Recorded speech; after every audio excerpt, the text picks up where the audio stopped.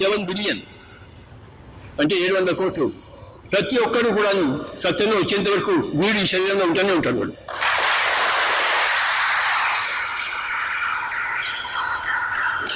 ప్రతి దేశానికి పోయి, ప్రతి ప్రాంతానికి పోయి, ప్రతి గ్రామానికి పోయి, ప్రతి ఊరికి పోయి, నాయన సత్యంలో ఉండు, అహింసలో ఉండు, ధ్యానంలో ఉండని చెప్తా. ఇప్పటికే కొన్ని లక్షల మంది, కోట్ల మంది అయిపోయినట్టున్నారు. అయినారా? ఇంకా మిగిలిన వాళ్ళందరూ కావాలి. ఎందుకు కాదు?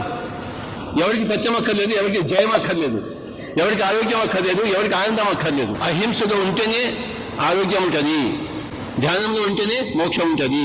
మాంసం తింటే ఏ డాక్టరు రక్షించలేడు, ధ్యానం చేస్తే ఏ డాక్టరు అక్కర్లేదు.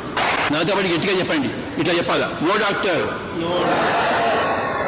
No medicine, no hospital, no surgery, only meditation.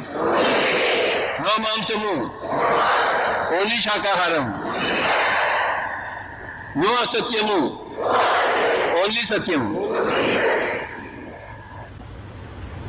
తల్లిదండ్రులు పిల్లలకు ఇది చెప్పాలా, అంతేగాని ఇంజనీర్ కా డాక్టర్ కా అని చెప్పినారు నన్ను.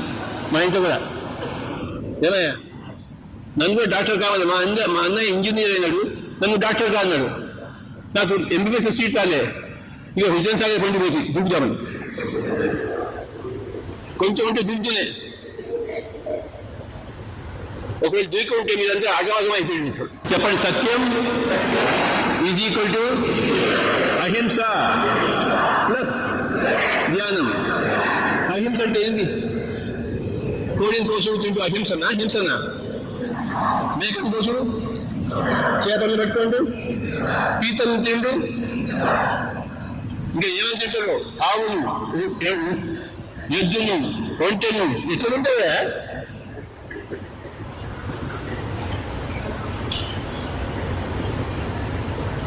ఇంతలో దుఃఖ పెట్టుకుంటారు. మళ్ళీ దేవుడు అంట, దేవుడు వెంకటరమణ, శంకరహరణ అంటారు. వీడు పెట్టుకో రాక్షసుడు. అదేం భక్తయ్యా? మహాత్మా గాంధీకి బ్రిటిష్ రాజ్యం పట్ల ద్వేషమా, బ్రిటిష్ వాడి పట్ల ద్వేషమా? బ్రిటిష్ వాడి పట్ల ద్వేషం లేదు ఆయనకి.